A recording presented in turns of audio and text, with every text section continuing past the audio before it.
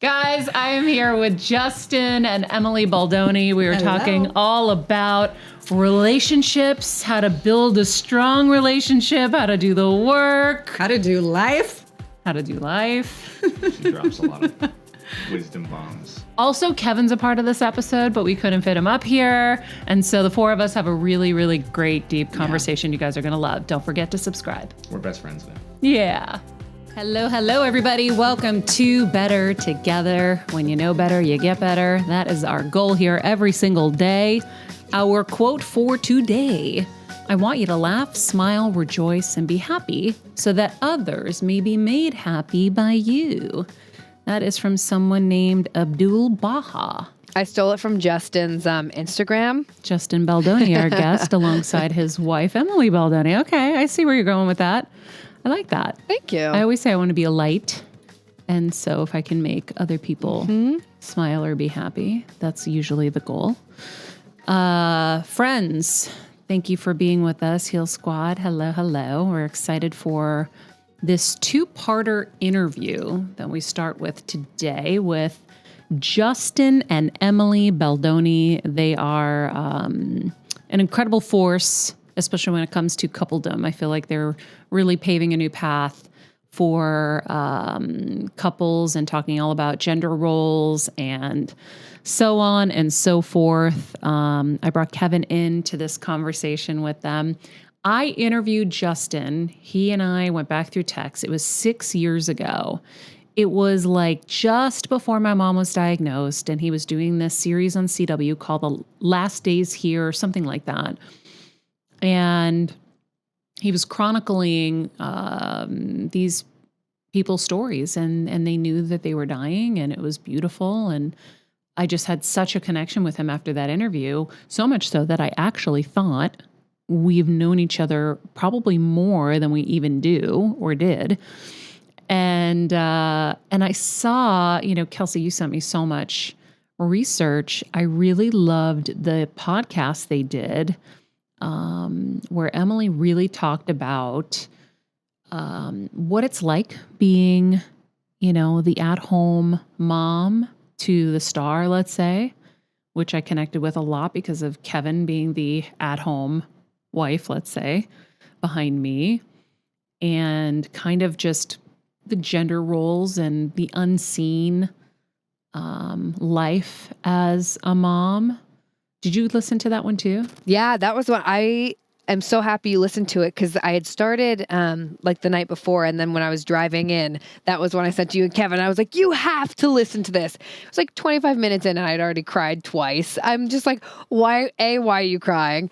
But no, I just think why were you crying, you think? Well, the first one that I started crying about 6 minutes in, when she remembers. When he asked her when was the last time she felt good enough or worthy enough, and she was like, when was the last time that she did not feel worthy enough or good enough? And she was like, oh, this morning.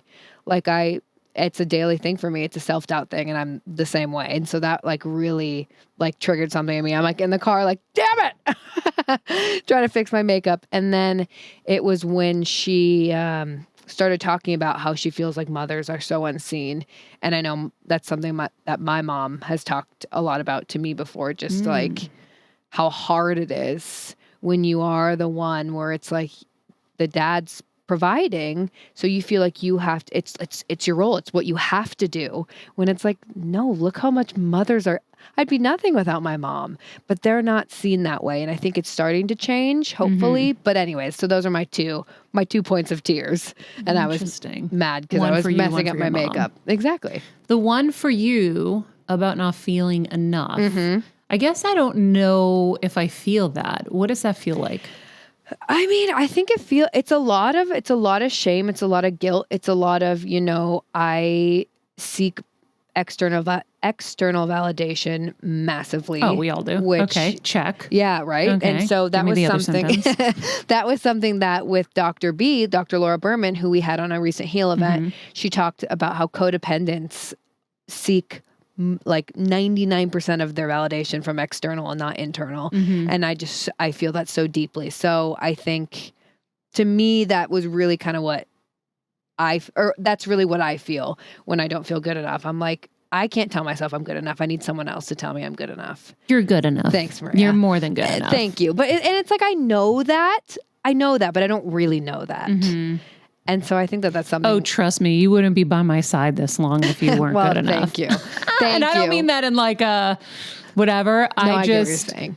You're that special. I feel you. like that I actually really want to be around you. Thank you. So you too, P.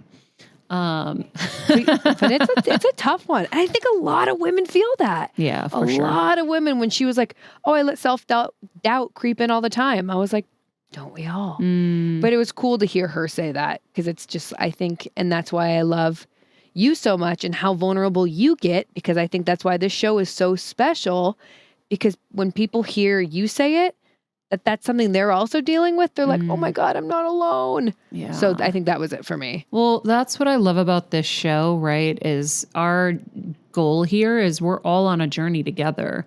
This isn't me as the expert. Yes, I know a lot of stuff along the way because I've been around the block a lot longer than some of you. And then I've also lived a lot of lives already. But we're on the journey to get better. And so you can't get better unless you share, I feel like. That's when things open up and you can say, oh yeah, me too. So how did you get through this? And then you can, you can talk it through. I agree. I don't know how else to be. People always ask me like, how are you so vulnerable? And I'm like, really? I don't think that was always necessarily a quality. I think I've been both. I'm starting to really understand the Gemini side of me where I can be both, but it's also the polarity of life, right? You can be both things. And so even though I don't enjoy being vulnerable, at the same time, I am really vulnerable. Very confusing. It is, but you're so good at it. And I've said this multiple times Thanks, on this Queen. show. I love it. I learned so much through you on how you are able to show your emotions and emote. And I mean, that's something that I'm working on because I never have been able to, which is funny because, like you said, polarity. When I'm by myself, your girl can cry. That's my MO. When I'm in front of people, So anyways, I think that like you being as vulnerable as you are, like I said, it's a real gift, and it really shows us all like, oh, it's okay. Yeah. It's all right. And people connect. Yeah. I was just thinking my dad cries. He does. He's very vulnerable. My mom cried once in a while, and I don't think any of us gave her enough empathy. Ooh. Which is probably why it was only once in a while. Well, because it's like, the mom is the one who's going to be the disciplinarian. They got to do everything. They do get less empathy, right? Because you're butting heads or whatever's going on, childhood, you're growing up or whatever. Daddy comes home and it's like, Daddy! And everyone's so excited. Yep. So he got all the bouquets. My mom got all the shit. And so I fully get this conversation. So friends, this is a two-parter. We go deep. And we get into a lot of things. In this episode, we're going to talk about how to kind of have growth as a couple. What I find really fascinating is we don't hear a lot about couples like working on relationships together, not just because of a problem. So it's like usually you hear, oh, he cheated and we're in therapy, or something massive happened and we're in therapy together. It's interesting to see a couple that is being vulnerable on their journey to getting past things or building a stronger relationship, because I don't feel like we hear that a lot. And in that podcast, which we're going to link in the summary, it's amazing to watch Emily be so strong and bold with him, and to say like, no, back off, or I don't like how you're showing your love to me. This doesn't feel like love to me. It's love to you, and it's feeding your ego and all this stuff. And it was just like, oh, she's giving it to him and he's taking it. Yes. And whoa, that's a whole new dynamic to get to watch and witness. It was super powerful. And so we kind of dive right in. If you want to pause and listen to the episode I'm talking about before you listen to us, it might even be better. So the episode I'm talking about is in the summary, and you can probably just fast forward to where Emily pops in, and it's really a fascinating kind of fly on the wall moment where you get to kind of see all of this coming together and then listen to all of this. But you can do either way. Hopefully I set it up well enough. I have to ask you one thing quickly, Maria, about that. When she was talking about the spoken word thing. Oh, yeah. Were you uncomfortable? Or would you think that that's flattering? So you guys, Justin does this whole like grand gesture, like reads her a spoken poem, and Emily's like, no. He did it in front of people. So they talk about this in the podcast, not in ours, in theirs. And he basically does this whole spoken word thing in front of all their friends. And she said, you are assuming that I'm at the same place in the relationship that you're at. And now I have to fake it for all these people who are like, oh my God, he's so romantic. And I wish my husband or my boyfriend would do that or whatever. And it's just created this odd thing where I feel like a lot of us will have that moment and we won't flag it. We won't say anything. We don't know how to put it into words. She's very good with her clarity, I feel like, about what she wants, what she doesn't want, how she likes it, how she doesn't like it. And I think that's really helpful for all of us to kind of see. So we talk about that. We talk about neurofeedback work and all kinds of things. So without further ado, here is me, Kev, Justin, and Emily. Yeah, we have so much to talk about, actually. But I am so connected to you, Emily, on so many things. And you guys as a couple, and it's funny, you're Keven in the equation. And Keven is like you in the equation. And so what I'm basically talking about, let me get into this, is gender roles and the invisible woman and kind of the plight of the person who's, the person behind the person, right? I don't want to say the woman behind the man, because it's the man behind the woman in our situation. And I just saw, like, I was, as I was doing all the research on you guys and everything you guys have done, from the podcast to the TED Talk that I loved of yours that I rewatched again. This is stuff that not a lot of people talk about, and it's so important. And even in the research I've done for a project, knowing how the suicide rates, I think, are almost double to men at this point in females. In terms of their rising. Yeah. It's really alarming, because that invisible role that the female plays, where nobody knows everything that goes into what we do, because we're just doing it, and we're taught that we're supposed to be everything to everyone and nothing to ourselves. And we're supposed to spin all these plates. And that's one topic that was really interesting to me. But then also, I just kept feeling for Keven as I would hear you talk about Justin going off and being able to do his thing and get all the accolades and all the excitement. And then you're home doing the laundry and taking care of the kids and doing all the mundane kind of things that, nobody really sees and there's no awards for. And then that disconnect. And I feel like there's so many people that probably have these situations, maybe aren't even aware. And there's like all that tension that brews and stuff. So I wish you got to listen to some of this with me, Kev. Hey, I didn't know I was going to do the show today, so I would have. Yeah. Now I will. You didn't know? You knew. Thank you, No, Maria. that I Kelsey didn't know. told you a Justin long and his time wife were ago. coming, but I knew they were coming, but I didn't know I was doing the show. I even sent you an email last night, Kevin. Okay, and we know I check all my emails. Well, listen, Kevin, that's how they got me to come. Yeah. Was that you were going to be here. Thank you, Justin. I love it. I forgot you guys did an interview before. Oh, Yeah. that was when my mom was was amazing. Yeah, it was right. It It was was- right before your mom passed away. Justin taught me a lot. Great interview we did. Yeah. I forgot about that. Well, guys, I'm so excited that you're here. And I feel like you are definitely shining a light on so many important things that we need a light shined on. And so, yeah, I'm very interested to get into all of this. And Kev, I know you're going to have a hard time with some of it. And then I'm going to have a hard time with some of it. Okay. But Whoa. that's What are the interesting We're going to part. have a hard time with stuff? I know. Well, yeah. What There's are we stuff. talking about? Yeah, I don't know. Is that why I came? No, I'm not setting you up. You think I'm setting you up? Are we doing, is this, It seems like it. doing No, is honey, this I'm not therapy? setting you up. It probably will end up in therapy. Anyhow,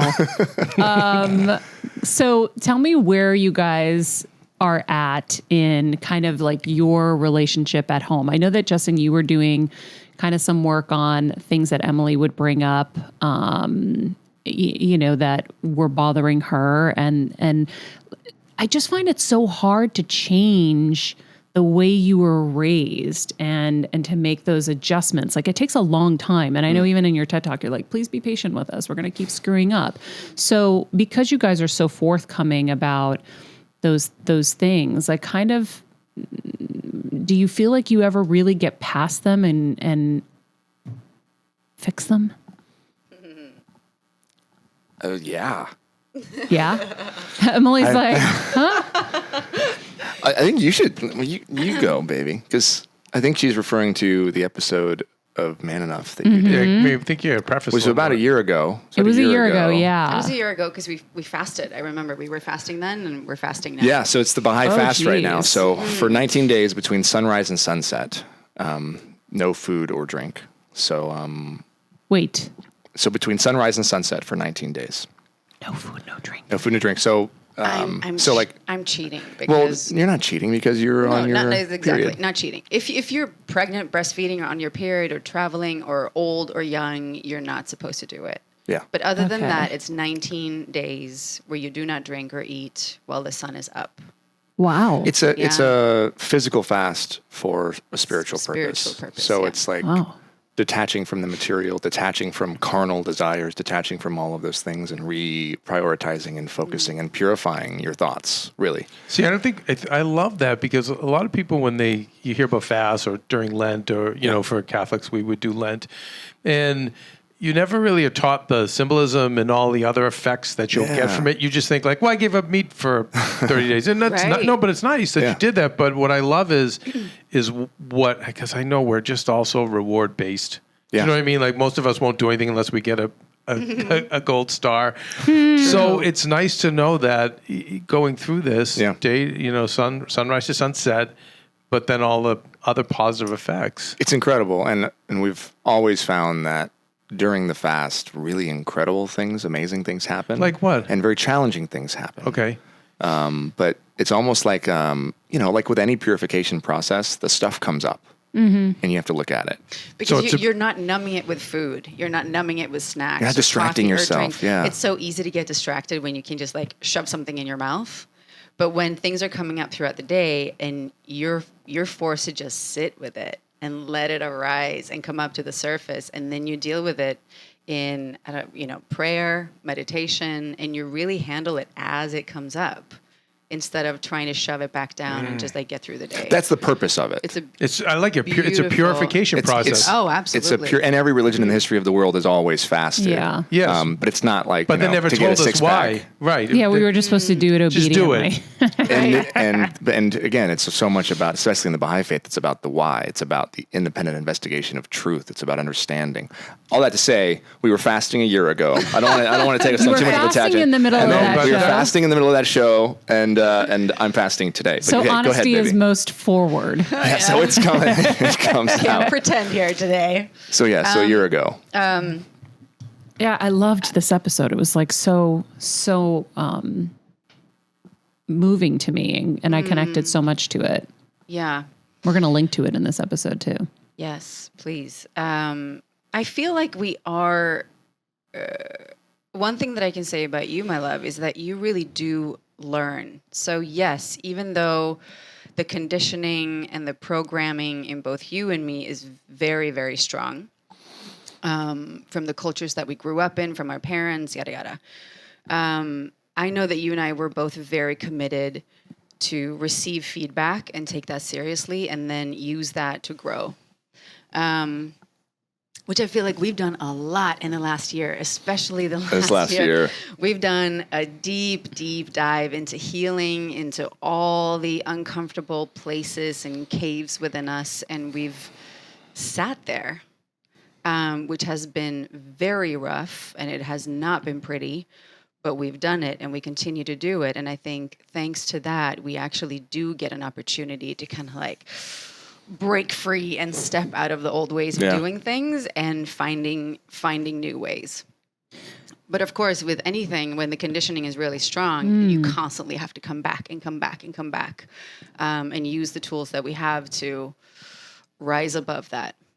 Well, what I love is you guys are working on yourselves individually and in your relationship. And when I listen to you, I'm like, nobody does that really, right? Like, first of all, it's like hard enough to like start to do the work on your own traumas and your own conditioning, like you guys talk about, but then also to work on the relationship. We all just kind of mindlessly go through our lives, right? Or, not really being mindful about things. And I know with Keven, like, I'll always have to try to work on things. I'm not as good at it. He's excellent at it.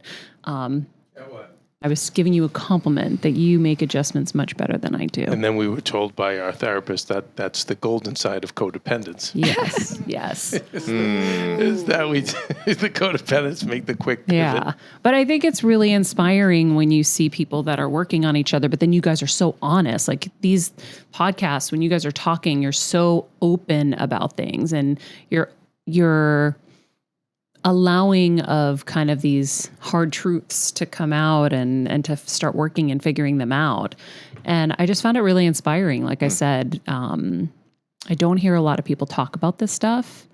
We're also embarrassed about our shit, as if like we're the only ones that have it. Yeah. And we were talking the other day. It's really sweet. And part of me, there's a little part of my brain that feels bad for saying it, but like we're in a really beautiful place, Emily and I. Like, and the other day we were sitting there holding hands, we were driving, and we just both were kind of like, I could have never imagined having this beautiful of a marriage, like in my wildest dreams. And it's not the things that I would have thought would make it beautiful. It's like what you were bringing up. It's the fact that I found a partner who is willing to really do the work on herself. And she found one who's willing to do the work on himself. Mm-hmm. And I think before religion or politics or agreements on this or that, that's the most important thing in any marriage or any relationship, is that individual commitment to work, to becoming the best version of yourself, to not giving up. Because I go off and I do my stuff, and I do it not just for me, but for her. And then she does that. And then we come together. And it's not like this myth of the other half that we have in like Western society, that we have to find somebody that completes us, which we know is a recipe for disaster. Mm-hmm. It's we're whole people working on ourselves, coming together, and creating an entirely new family dynamic. Like it's almost like a sperm and an egg meet to create this other being, this other soul. And so similar in marriage. It's like two people come together, and then that third thing is the entity of you, the entity of us. Mm-hmm. And so we were just in the car the other day, and we're just like, I love you so damn much. Like, this is crazy. How is this even possible? Because she's holding so much space, and I, try to do the same for her. Me too. Yeah. And it's not easy. What's not easy? No, it's not. None of it is easy. The work that goes into creating a relationship like that. It's just, it never, I know. I felt like I was like kissing much the better. microphone. Thank That's so you. much better. I didn't want to Thank you. interrupt her. Thank my you, love. Justin. Yeah, it takes a lot of work. It's not a fairy tale, but it's so worth it. But it goes back to the fast to me. It's like putting in the little. I think you were saying it, Justin. And I think Maria were intonating as well. Is that people are so exhausted with their days, and you were saying it too, where we just kind of want to kind of medicate and push our way through. Right. So during our days, it's not. We're bumping our head. All right, look at me. I have a coffee today. Medicating with donuts, whatever it is. Whatever it is. Well, or just caffeine or sugar or whatever it is. Everything is here to distract But then us. we even do it with our relationships as well, rather than taking that step back and saying, okay, I'm going to spend the sunrise to sunset fasting, but then just be able to sit with my thoughts. And so I think it's being geared toward purification and improvement. And I think people, if they could follow that recipe all through their lives, like with their relationships, it's like, hey, we have to take the temperature of the relationship, what's going, but it's just so hard. We're like, oh no, I'll go pick up the kids, or well, let's just go on vacation, or screw Escape. it, let's just go watch TV. Whatever it is, it's easier to escape, and I get why, because people are tired. Yeah. But get it. But if they took that step backwards, then they would go like 10 steps forward. But what are the ways that the everyday couple can work on their relationship and can help grow it? Like, where does somebody even start, or where does a couple start? In your expert opinions.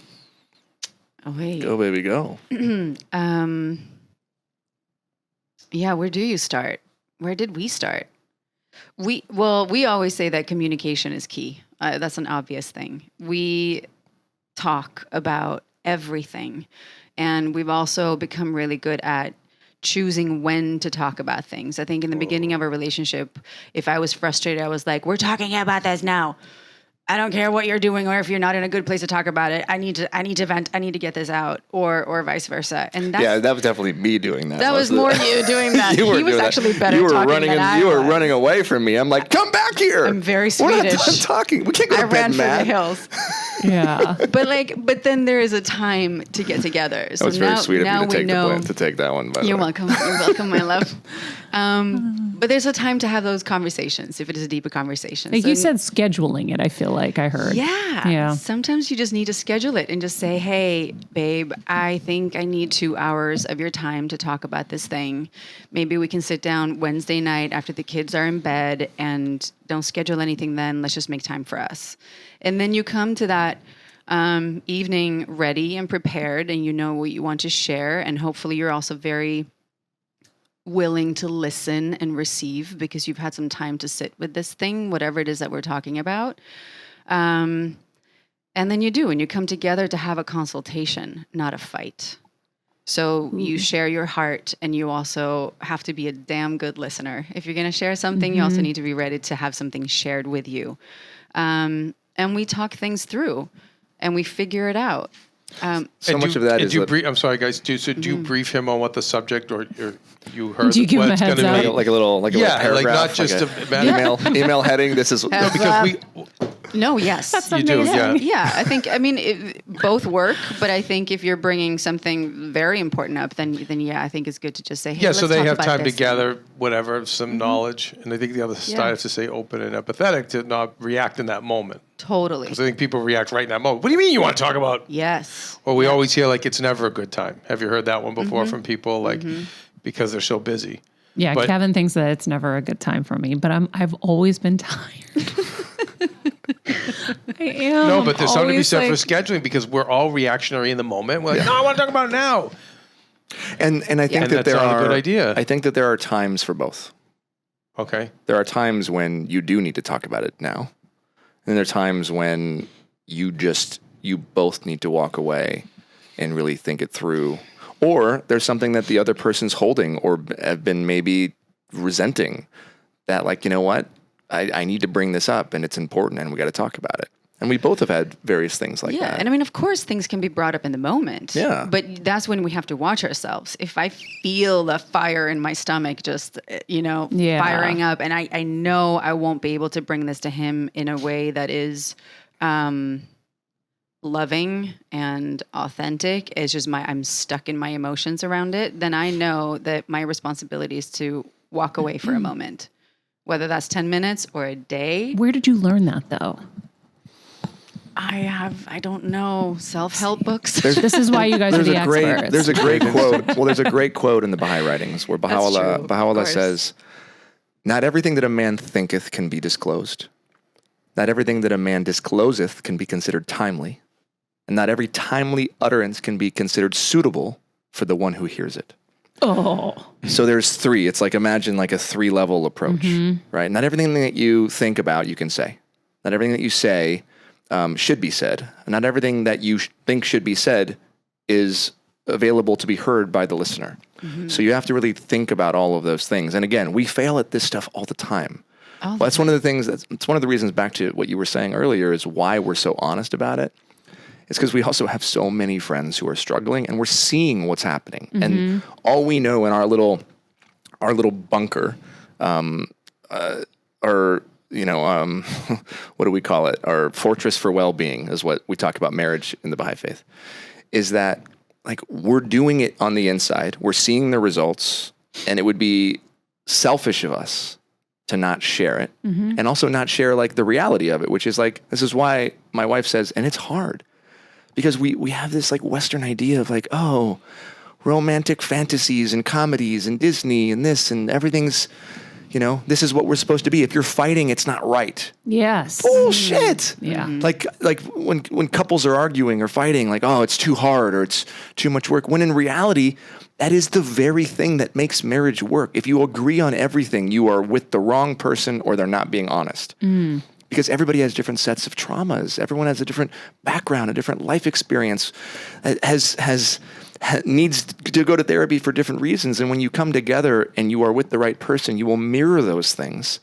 And that mirror is not always pretty. In fact, it's not supposed to be, because that's where the growth is. Abdul Baha says it's through the clash of differing opinions that the spark of truth is ignited. Wow. If we're not disagreeing on basic things, we're not growing. But as men, right, Kev, like we'll go in the gym all day long. Right. We'll tear down our muscle fibers.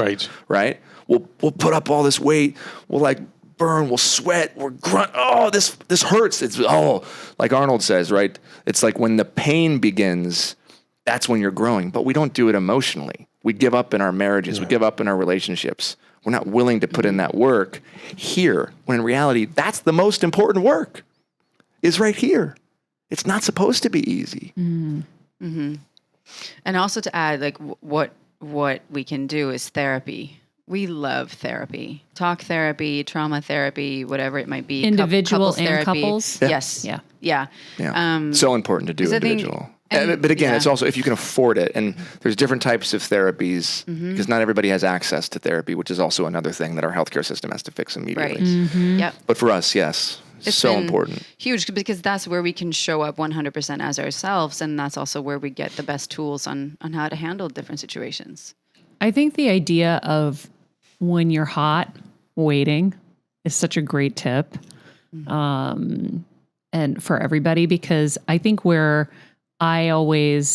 not really good at how to couch something. I just say it. Right. However it's going to come out. You're and Greek. That's not, I know. I get that part of you. The Italian part of me is like, I get you. Yeah. So it's like that, unfortunately, there's ways you should say things because that's how you would want them said to you, but you're not trained like that necessarily. So I think that's an important thing to actually focus on is when you're hot, take a breath, figure out how you can say this so that they won't be defensive, because that's the thing that happens, right? Is you say what you need and then the other person feels shame and guilt or whatever. And then they, instead of feeling those feelings, they got to come back at you. Right. And then the cycle just, but I think the two have to be committed to getting together for a solution and say, we're not attacking each other. Like this isn't about, us attacking one another. I think that's when egos get in the way. Yeah. Well, that's the thing is like the whole myth of fighting in a marriage is that somebody wins. Yeah. When, if I win the fight, we lose. Right. But in the moment, I want to win because there's little Justin, like hurt, insecure, codependent, broken, whatever Justin is showing up in that moment needs to feel powerful.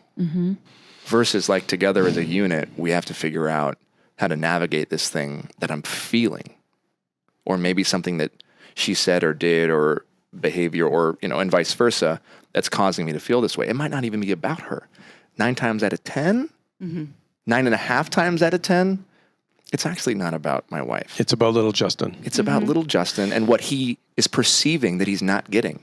It's funny how the universe works. Last 2 weeks, this just keeps coming up, the little person inside us. Yeah. And then I've been watching therapists that are giving us techniques where we can actually talk to that little person. Have you heard of it? Do you do anything like that where you talk to little Justin? Well, we both do. I mean, really? that's inner child work is a lot. We don't do exactly inner child work, but we do a lot of that sort of stuff. Yeah. Yeah. Yeah. No, because I think that's at the core of so many. Like you get, from the guy who cuts you off and starts screaming at you in traffic, it's the little guy in him most of the time, right? So I think there's so much of what plagues all of us is that, and that's. I just wonder how do you get to the core of that? Do you guys do that? I would love to hear what kind of practices you put into place. Yeah. About little Emily and little Justin. You've been amazing. I mean, you started this before I did in terms of that inner child work, I think. Yeah. Like healing Years. traumas. Yeah. We've been healing a lot of trauma. That's the trauma healing I mentioned. Yeah, because here's the thing with trauma work that's so hard is it feels like it just never ends. Like, when does it really go away? Doesn't. So Right? I'll tell you Okay.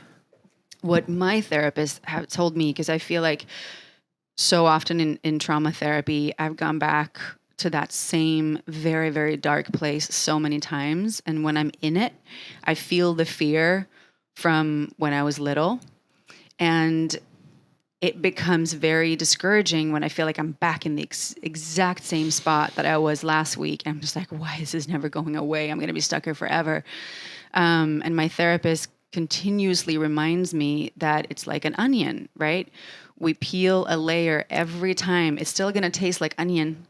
It's still an onion, but you are getting through the layers. And eventually something will shift. Yeah. Where I will know the trauma of abandonment. I will know what it feels like. It will still be a part of me, but I have, through the work, somehow risen above it and found such a great, true safety that is actually coming from myself, not from anybody else, or really God, if you will. And when you truly connect with that safety, you will no longer feel like I'm going to just disappear and drown in this trauma that happened to me. So that's why the work is so important, because every time we peel off a layer I like that. of that onion and we get deeper and we get deeper, but it's hard. And that's why it's hard work, because it continues to be hard. You can't just have one session of something and then be done. I feel like I keep notes on all the breakthroughs on the traumas because part of it is to understand why you are the way you are, or why you react the way you react, but then you forget and then you have to re-find it. So I keep a whole list, like here are the great. aha therapy trauma moments, so that I can go back and be like, oh yeah, that's why. Oh, okay. Yeah. Got it. This is not me now. This was me then. And to be able to make that differentiation, that was little Maria's issues. Big Maria doesn't have those issues. Big Maria's got it. She's good. Yes. But it's hard unless I feel like for me, unless I write it down and have it somewhere that I can reference often, I'll just forget. And then I'm back to the cycle of like, how am I here again? What the heck? What's happening? I love that. And I think as kids, when we experience that trauma, we really are in a shitty place because we're little and Helpless. and we need these adults to literally survive. And what happens is that we then, for us to survive, we have to look at the adults in our life as people that deserve to be put on a pedestal. They are our saviors. They are our caretakers. So then what happens is that the child then makes themselves the problem. So we learn to look at ourselves as full of issues, the one at fault, and we just become this broken person. It's too painful for our parents to be the one because to have we the can't problem. make them wrong because they are our caretakers. So it doesn't make sense, right? And then we grow up and we still see ourselves as these troubled, broken beings. And that's what you're saying is so beautiful, because when we get to realize that, no, I am an adult. I know how to take responsibility. I know how to create safety for myself. I know how to heal. I know how to create space for me and for everything that I am. And I'm going to show up for myself and be that safe adult, that truly safe adult that I never had. And that is amazing healing, because now you're leaning on yourself. And I think that's some of the best things that we can do, is become a safe space for ourselves. And And I mean, that comes through doing a lot of what you were saying, inner child work, and really revisiting the trauma and finding out, what was that about? What does it make me feel? How lonely do I really feel? How dark is this place really? And then dare to sit in those dark spaces and show up for ourselves and work on whatever comes up through meditation, journaling, therapy, whatever therapy works for you. And then talking. I've had a lot of conversations with my mom and my family, and have healed things in that way. Saying things that I wasn't able to say when I was a little girl. So there are so many things we You've can do. you've even time traveled, right? You've gone back in time to your inner child and whispered in her ear during super did. traumatic events. That was through Really powerful stuff, because that kind of goes to your question is yeah. like, what are some things? And that was through biofeedback, which is a wonderful neurofeedback, thank you, which is a wonderful way of actually creating new neuropathways in your brain physically, because we so easily fall into the ditch that we've always traveled. And so to create new pathways, is a beautiful way of healing. And in deep meditations during neurofeedback, I actually time traveled and went back to moments of trauma and got to visualize myself as an adult, kind of spooning little Emily and just saying, as the scene is playing out that I know so well, just saying, I'm right here. I'm still here. I'm still here. Which may sound totally out there, but now when I go back to those memories, it's like, it feels different. It almost like, ooh, somebody was there. I wasn't completely abandoned and alone in that moment. Yeah, because you were there. Yeah, exactly. And you had yourself. Yeah.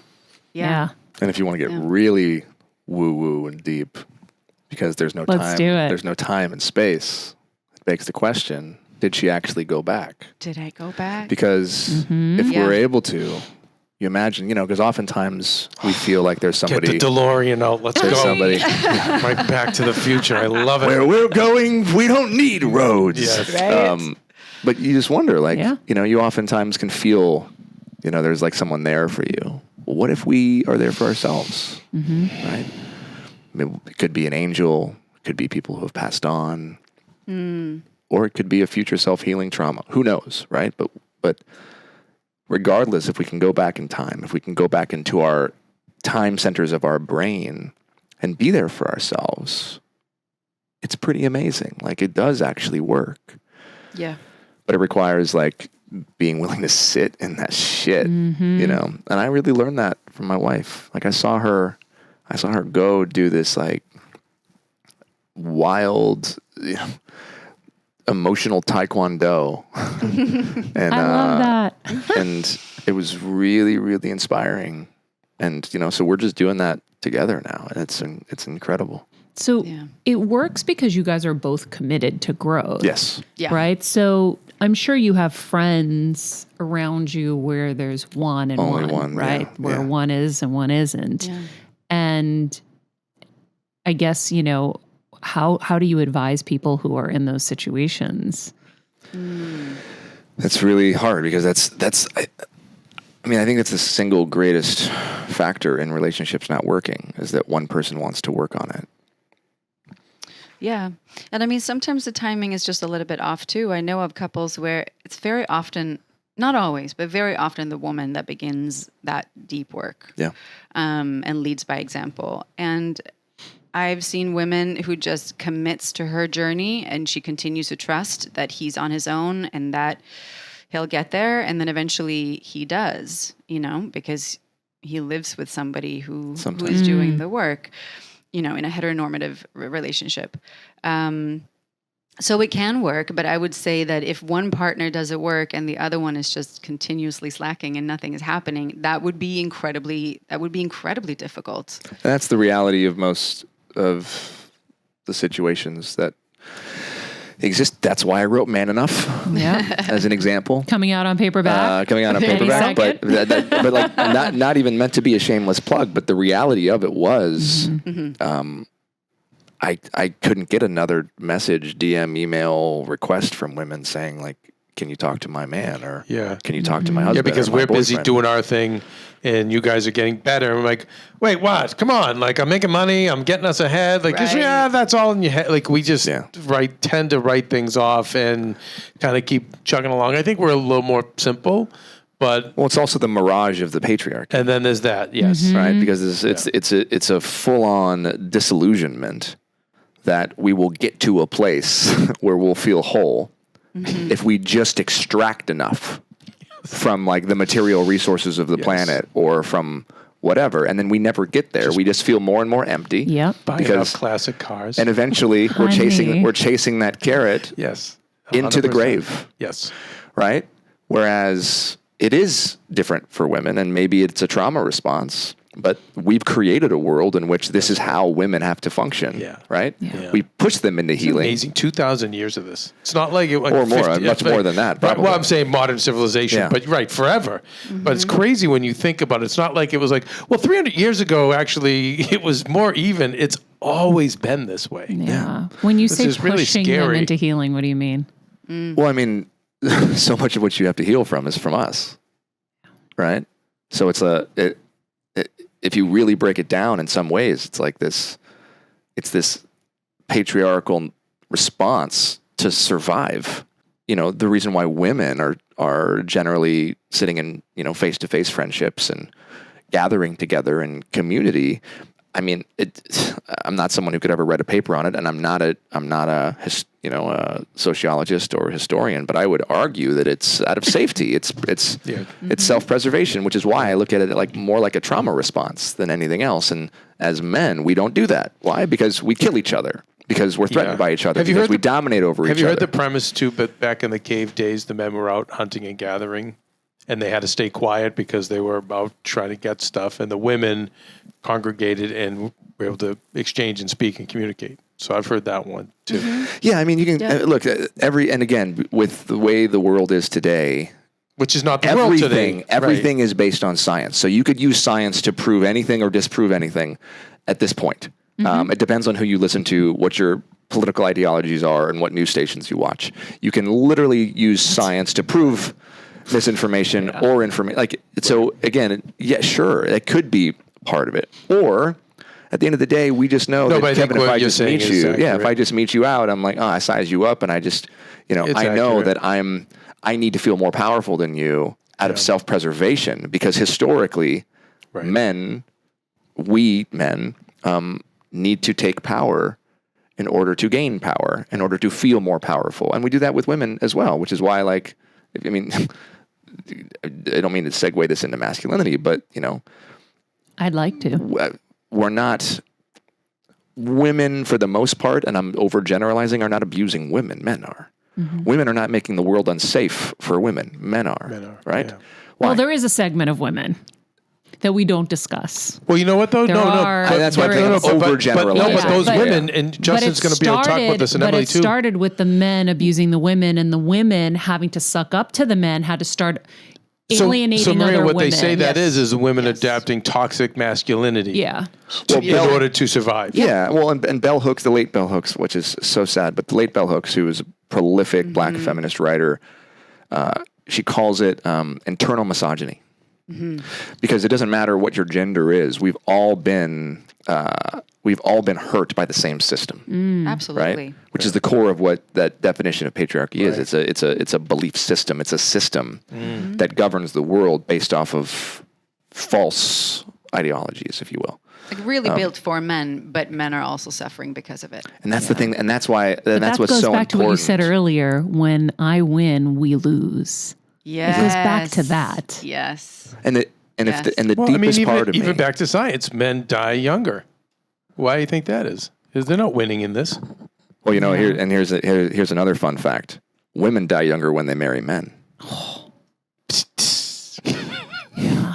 Like You we were guys talking are about this. exhausting. That's why. Because So we exhausting. literally suck the life out of you. We literally I love suck you. the life out of you. Dearly. I haven't heard that one. I mean, so all in all, this idea of it hurts. This is really funny. Yeah, but that's the thing. If we're not healing, if we're talking about the kind of marriage where it's like a subservient woman, the all-powerful male head of the household, the patriarch, the woman doing all the work, the invisible work that Emily so much beautifully talked about in that episode, right?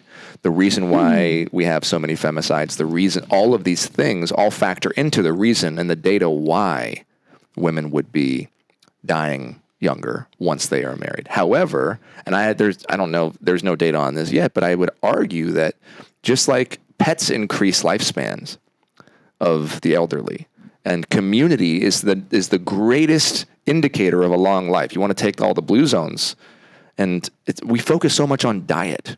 Yeah. Like we got to eat like the Greeks and in the Mediterranean, and no, it's community. Yeah. And community and happiness are linked together. It's not I know you have a beautiful diet book up there with your freaking 6-pack that I'm jealous of. Hilarious. Maria. But we're looking at the quick fixes when in reality, like, it's community. So back to what we were talking about, a healthy marriage where two people are working on each other, friendships, relationships, whatever it is, I think that increases longevity more than anything. It does. I think the data is, that I was citing is more about, the traditional relationships. There's no where true there is intimacy. there's no true intimacy, where the men are just working all day long. The women are at home raising the kids alone with no support. And they're very, isolated Western households and don't have a community of women to go and be around and share their pain and struggles with. And the men aren't taught that they can share their pain and struggles with other men because they know that they'll be seen as weak if they do. And there's nothing worse than being weak. Why? Because women are weak and we don't want to be anything like women because deep down we have a distrust and also of women. sometimes I just tell you, like, when I do that with my guy friends, they're like, what? Some you guy open friends. up. Wait, Super Bowl's this weekend. A lot of my friends because they don't want to face they it just because check out when I Because try. it hurts. Because it's real. Yeah. So all that to say, like, this is, I think, the key. It all comes back to, like, doing that deep work, understanding the system that we're in, understanding how everybody is hurt by the same system. Men are hurt by the same system. Women, transgender, non-conforming people, we're all hurt by the same thing. So the deeper we go with each other, the deeper that the more I do my work with Emily, the more I realize that, like, in that moment where I want to win, that's just coming from a deeply hurt place in me. And I always 100% of the time feel like shit when I win. 1,000% of the time feel like shit when I win. When I exercise my power and I prove my point, I feel terrible about myself.